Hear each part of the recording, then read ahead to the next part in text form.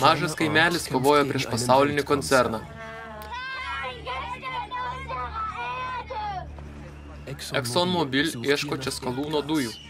Pasiruošia pripumpuoti po kaimų pavojingų chemikalų. Gruntinis vanduo yra pavojuje. Tuo tikslu čia yra vežama daug chemikalų, toksiniai chemikalai, ir to niekas čia nesirūpina. Chemikalų naudojimas norint išgauti skalūno dujas, ta technika vadinama hidraulinis skaldymas. Ekspertai įspėja dėl naudojimų medžiagų kenksmingumo. Tarp jų yra substantai, kurie įtakoja nervų sistemą, toksiškai veikia inkstus. Ypač jaudinantis pranešimai gaunami iš Amerikos. Ten dujų gavimas hidraulinio skaldymo būdu yra kasdienybė, su skaudžiomis pasekmėmis. Hidraulinio skaldymo būdas buvo jau taip pat 100 kartų naudotas ir Vokietijoje. Ar galite tai ramia sąžine daryti? Žinoma, kadangi skysčiai yra saugus. Ar jie tikrai yra saugus? Visuomenė mažai tai žino. Taip pat ir apie kitus šalutinius poveikius, apie mažus žemės drebėjimus. Jei mes svetainėje sėdėdavome, tos durys pastoviai judėdavo. Skalūno dujų koncernai tikisi didžiulio verslo ir planuoja masyvę dujų gavybos plėtrą Vokietijoje. Bet kokios galėtų būti pasekmės? Kokio dydžio yra rizika?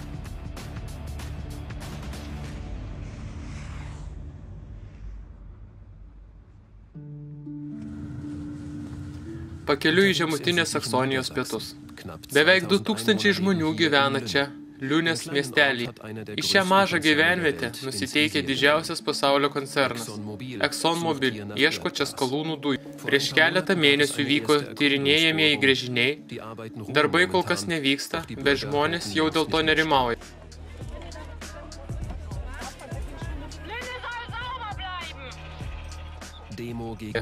Demonstracija prieš firmą ExxonMobil, prieš ypatingai galingą priešą.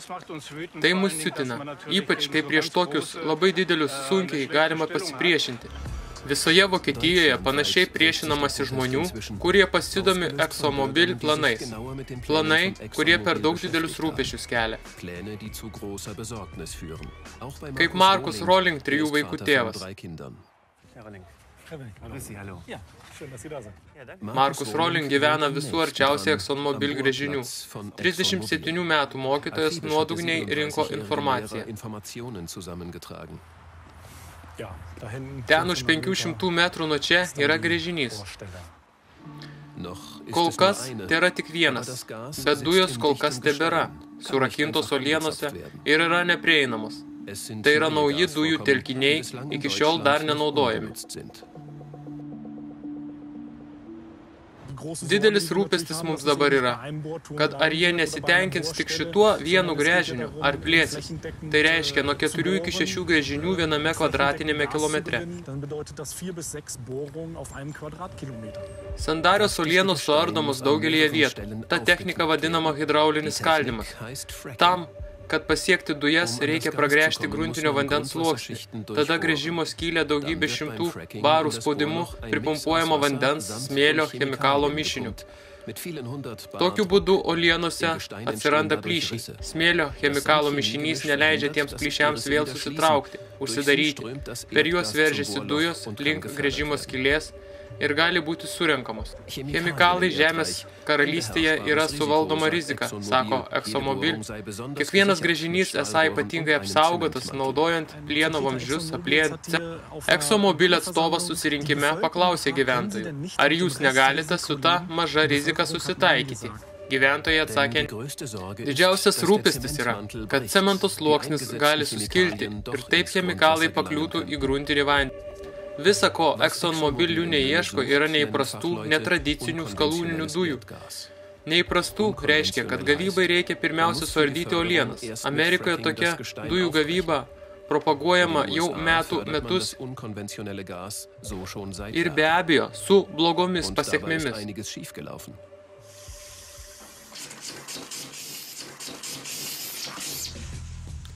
Amerikoje, Pensilvanijos valstijoje 4 valandų kelio atstumu nuo Niujorko randame nepavykusio hidraulinio skaldymo pavyzdžių.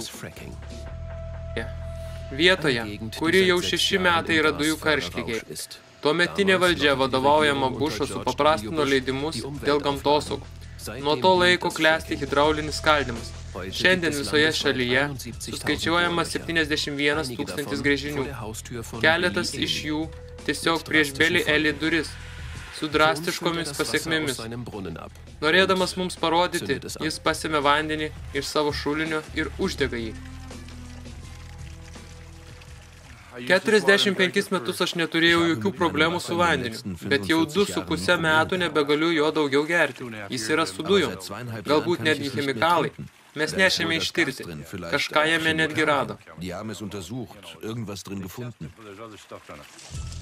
Koncernai tikina, kad dujų kilmė yra natūrali ir jos buvo vandenyje dar prieš pradedant gręžinį. Hidraulinio skaldymo priešininkų tyrimai duoda kitus rezultatus. Esą nesandarūs gręžiniai užteršė vandenį. Mažus nesandarumus nustatė netgi Amerikos gamtos apsaugos.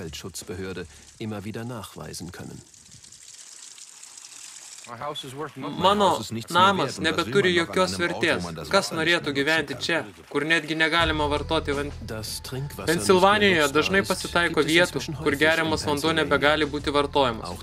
Taip pat šeimos šulinio vanduo yra negeriamas. Netoliese buvo hidraulinio skaldymo būdu išgaunamos dujos. Prausimuisi ir plovimui imamas vanduo iš kandų garaže.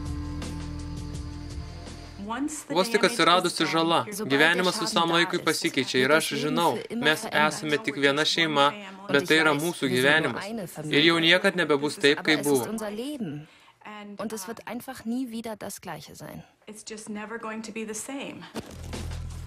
Skalūninių dujų gavyba hidraulinio skaldymo būdu yra didžiulis verslas.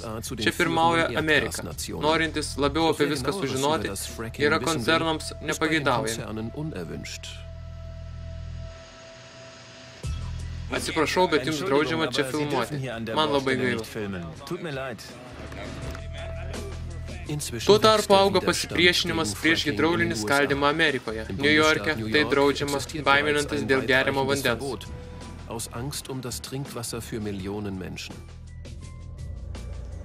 O Vokietijoje skalūnų dujų gavyba šiuo būdu pas mus vyksta jau senai. Mes esame šalia Bremeno. Daugiau negu 300 kartų vyko hidraulinis skaldymas Vokietijoje, dažniausiai žemutinėje Saksonijoje. Taip pat koncernas RVD bando dar nenutrauktus dujų laukus padaryti produktyvesniais. Apsirengę apsauginiais rūbais turime galimybę stebėti vieną hidraulinio skaldymo procesą. Sunkvežimis atveža chemikalus. Krovinys pažymėtas pavojingų ženklų. Taip pat atvežamas skystis pažymėtas LGC6. Jis yra degus. Gamintojas įspėja, dirgina akių odą ir kvėpavimo takus. Šitas ir kiti chemikalai turi būti supumpuoti į žemę. Skalūno dujos tryško jau prieš tai, čia, į viršų. Hidraulinis skaldymas turėtų dar labiau tai sustiprinti. Kodėl jūs turite čia naudoti šią technologiją? Hidraulinį skaldymą naudojame tam, kad padidinti gręžinių produktyvumą, saugiai gavybai. Brangus būdas, bet pakilus dujų kainoms apsimokantis. Vokietija te gali pati pasirūpinti tik 40% naudojamų dujų. Didžiausią dalį gaunama iš Rusijos. Koks vandens ir chemikalų kiekis bus pumpuojamas hidraulinio skaldymo proceso metu? Iš viso maždaug 350 kubinių metrų skysčio. Iš to kiekio maždaug nuo 3 iki 4% to papildomo priedo. Ar galėtumėte tai pasakyti litrais arba toną? 3% nuo 350 kubinių metrų būtų maždaug 9 kubiniai metrai. 9 kubiniai metrai yra maždaug 9000 litrų. Taip. Tas kiekis yra vien grinų chemikalų. Ar jūs tai galite daryti su ramia sąžine? Žinoma, nes tie skysčiai yra saugus. Saugus chemikalai. Kas galėtų tai patvirtinti? Didžioji dalis yra išpumpuojama, bet dalis gavybai naudojamos skysčio lieka netgi žemėje. Kokia to cheminio kokteilio sudėtis? Šio mišinio sudėties RVD nenori išduoti, norėdama apsisaugoti nuo konkurencijos. Ar nereiktų susimastyti, kas būtų, jei dalis to skysčio kažkokiais būdais patektų į gruntinį vandenį? Šis skystis negali patekti į gruntinį vandenį, nes mes intensyviai tuo rūpinamės ir išsirinkome tokias medžiagas, kurios nekelia jokio pavojaus. Kai kurios iš jų gali būti net maisto medžiagų sudėtinė dalis. Pavyzdžiui, acto rūgštis, kurią mes čia taip pat naudojame, yra pavyzdžiui salotose.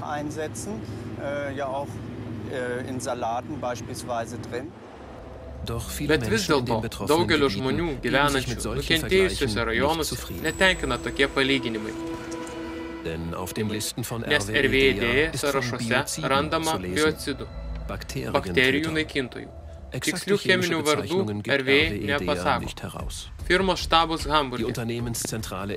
Gavybos priešininkai pasipiktinę tuo, kad koncernai iki šiol neprivalo paviešinti tikslių cheminių medžiagų sąrašų, nes ir RVD pragręžė sluoksnius, kuriais teka gruntinis vanduo. Jūs teisus, mes turime pragręžti sluoksnius su gruntiniu vandeniu. Dėka aukštos kokybės vamzdynų ir cementavimo galime užtikrinti, kad niekas negali atsitikti. Tuo būdu mes nedarome jokios įtakos gruntiniam vandeniui. Ar jūsų chemikalai kelia grėsmę vandeniui? Mūsų chemikalai nėra nuodingi ar pavojingi gamtai. Ar galėtumėte jūs patvirtinti, kad jūsų chemikalai nėra pavojingi vandeniui? Mums tai nėra svarbu, nes mūsų medžiagos nepasiekia vandens. Hidraulinis skaldymas vyksta 5000 metrų gylyje, todėl nėra jokio poveikio gruntiniam vandeniui. O jeigu kažkokia tai skysčio dalis vis dėlto patektų į vandenį? Tai aš dar išsiaiškinsiu. RVD vėliau parašo. Bendras mišinys gali būti klasifikuojamas kaip silpnai keliantis grėsmę vandeniui. Tikslę grėsmę vandeniui būtų galima patikrinti tik tuomet, jei RVD pateiktų mišinio sudėtį. Taip negu RVD pateikė dujų ir naftos gigantas ExxonMobil. Šiais metais hidraulinio skaldymo duomenų sudėtį. Mes esame Skalūnų dujų lauke Šiolingene, apie 80 km į pietus nuo Bremeno.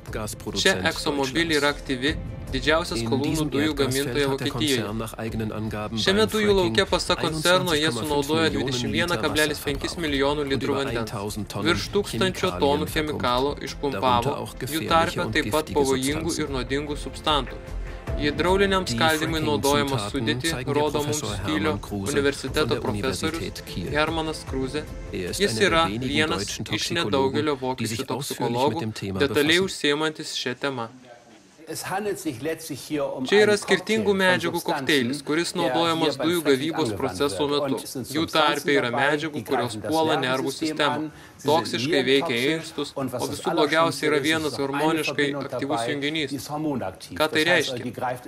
Jis paveikia žmogaus hormonus, o tai jau visiškai blogai. Kas tik begali atsitikti? Pati ExxonMobil suskirsto naudojamus chemikalus į pavojingus, nuodingus, labai nuodingus ir kenkiančius sveikatai. Kokias pasekmes turėtų jų kontaktas su vandeniu?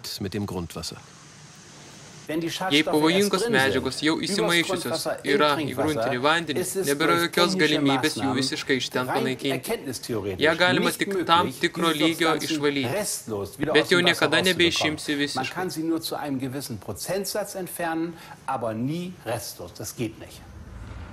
Federalinė gamtos apsauga taip pat užsiima hidraulinio skaldymo tyrimu ir rašo tokią savo nuomonę.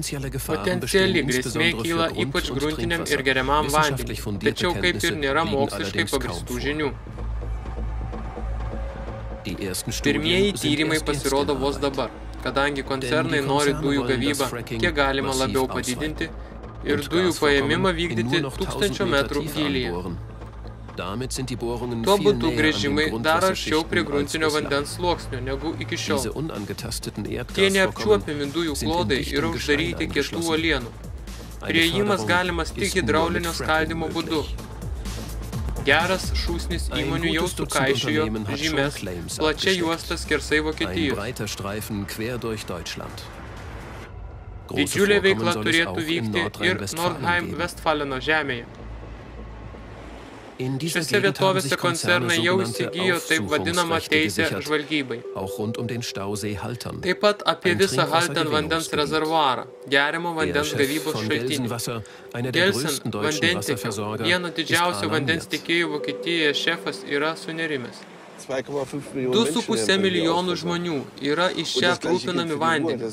Lygiai tas pats taikoma ir UO. Tai dar 2,5 milijonų žmonių.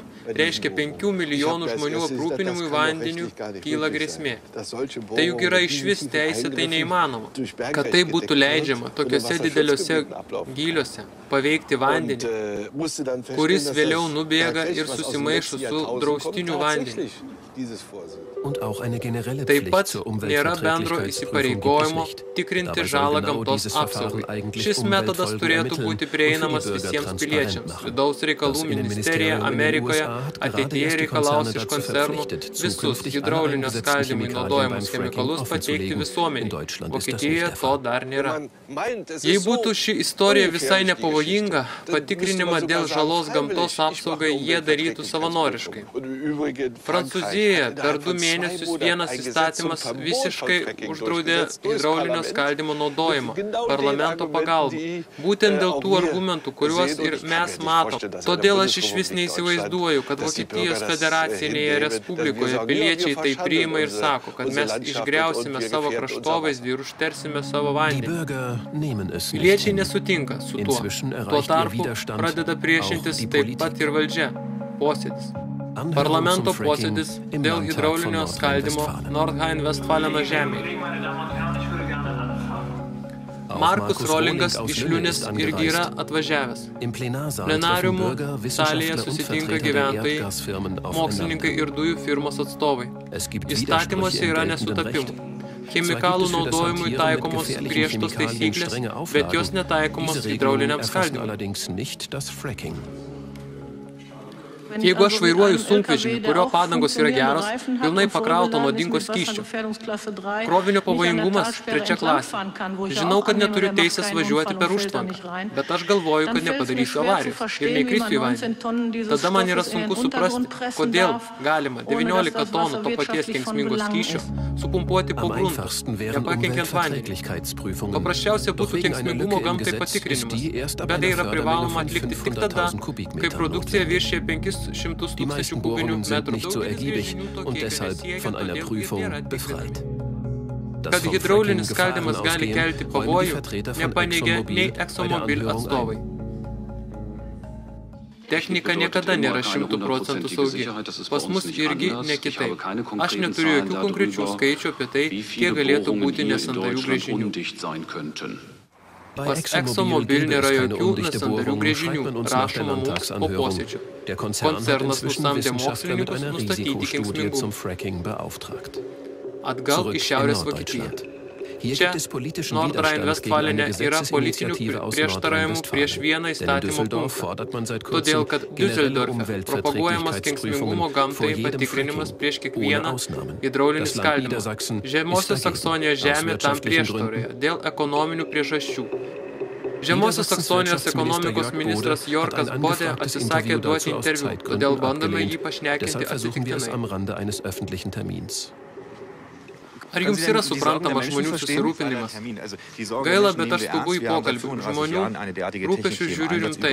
Šioje apskrityje mes jau 35 metai naudojame techniką, kuri turi istoriją ir visose 250 gręžinių dar nebuvo pakenkta gamtai. Ministras turi svarbių pokalbių, turi įsirašyti save į Vatlingeno miesto garbės knygą. Mes laukiam ir vėl užkalbinam.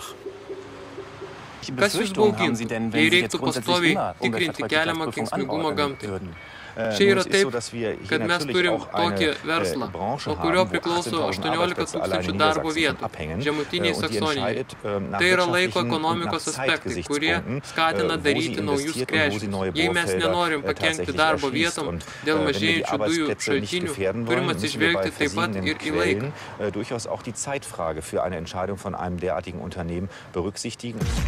Ministras, kuris nori apsaugoti darbo vietas, bet rizikuoja gruntinių ir geriamų vandeniu.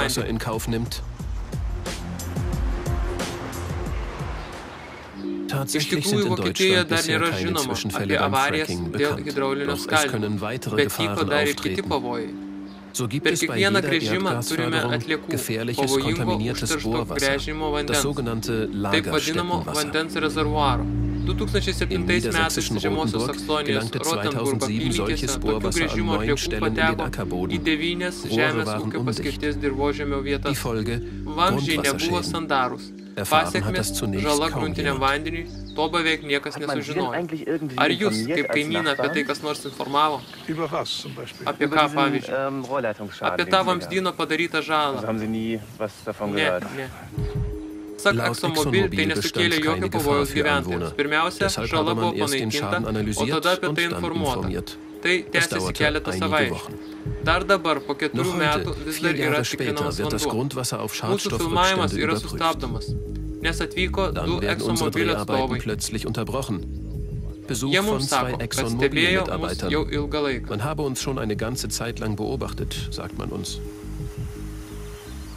Ar jūs turite klausimų? Ar dar yra randama avarijos pasekmių? Yra taip, kad mes planuojame šioje teritorijoje baigti darbus ir vėl grąžinti plotus žemdirbiams. Tai reiškia, tas, kas yra žemėje, nėra pavojinga. Žemėje išvalytoje prieš 4 metus randama gyvsidabrio ir vėžius filėjo benzolo. Šios medžiagos randamos vandens rezervuare. Taip pat randami maži kiekiai radioaktyvių medžiagų, kurių kilmė slypi žemės gilumoje, bet dujų gavybos metu buvo išplautos į paviršių. Doch die Erdgasförderung spült sie an die Oberfläche. Vokietijoje užteršto vandens išvalymu rūpinosi pačios dujų firmos. Iki šiol dalis gręžimo liekanų buvo supumpuojama atgal į žemę, į požeminį sandėlį. Mes sekame vieną transportą, važiuojantį link ExxonMobil gręžinių. Kaip sužinome vėliau, dirba net 6 tokie transporteriai. Bet kas yra pumpuojama atgal. 1000 metrų gylį. Gal vairuotojas žino daugiau? Juk jūs žinote, ką vežate, ar ne? Baikite man uždavinėti klausimus, aš tik dirbu savo darbą, aš nenoriu kalbėti. Ar tai gali būti kenksminga vandeniui, tai, ką jūs vežate?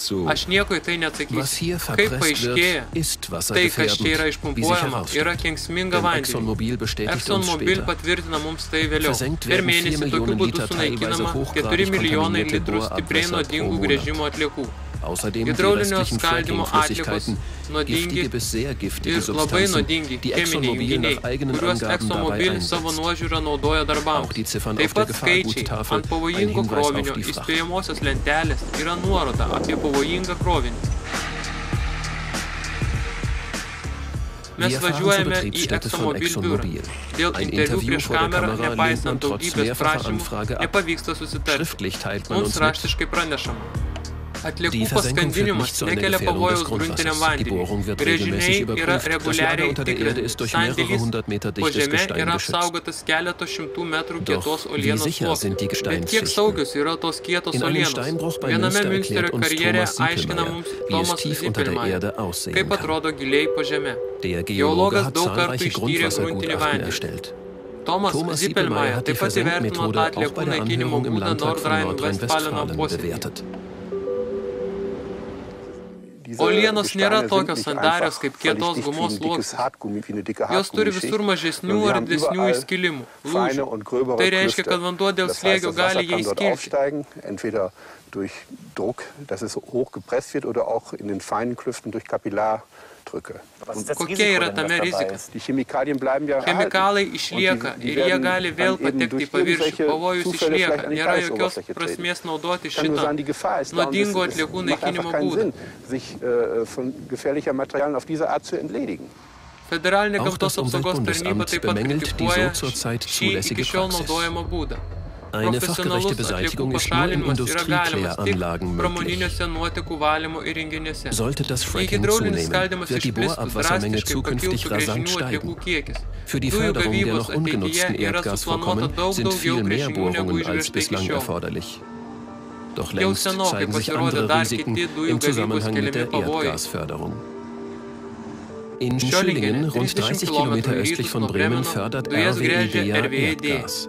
Einige der Bohrungen verlaufen tief unter der benachbarten Siedlung.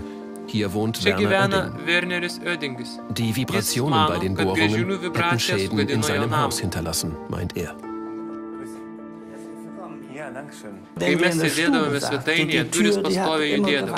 Mėnesių mėnesiais. 70-metis rodo mums sienose didelius plyšius. Gręžiniams pasibaigus naujų daugiau nebeatsirado. Remontas kainuos keletą tūkstančių eurų.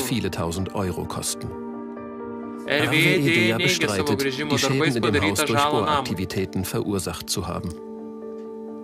Čia yra jūsų namas. Kaip jūs jaučiatės matydamas viską griūnant?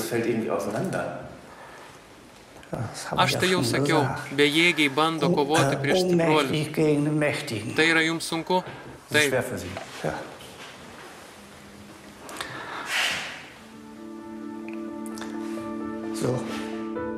Werner Oedding hat padavė RWE į teismą. Ar jis gali įrodyti savo įtarimus? Dar neaišku. Teismo sprendimas dar bus. Neginčiama yra tai, kad šiose apylinkėse vis dar pasitaiko mažų žemės drebėjimų, nors žemutinė Saksonija priskiriama net tektoniškam regionui.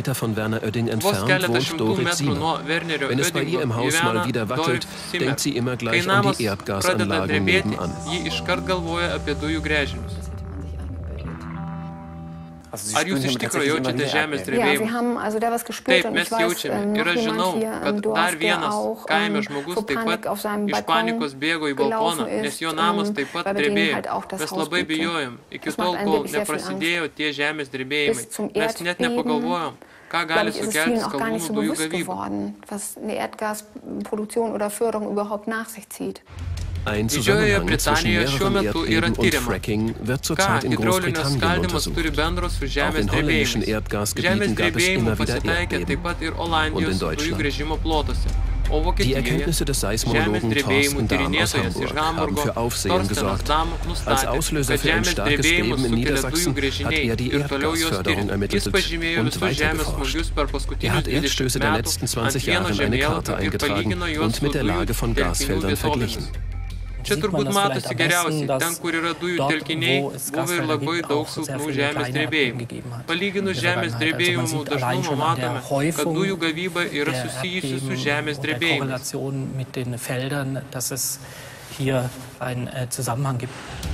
Das bislang heftigste Beben vor 7 Jahren hatte die Stärke 4,5. Es trat genau in der Tiefe auf, aus der Erdgas gefördert wird. Tuo atžvilgiu galima sakyti, kad dujų gręžinių vietose žemės drebėjimai gali būti stipresni, negu mes iki šiol turėjome. Die deutschen Erdgaskonzerne streiten einen Zusammenhang ab, haben ein eigenes Überwachungsnetz mit Messstationen aufgebaut. Doch viele Daten bleiben unter Verschluss. Für Wissenschaftler Thorsten Dahm. Ar įmonės bando apsaugoti pačios save? Kiek aš žinau, tai yra nuspręsta taip.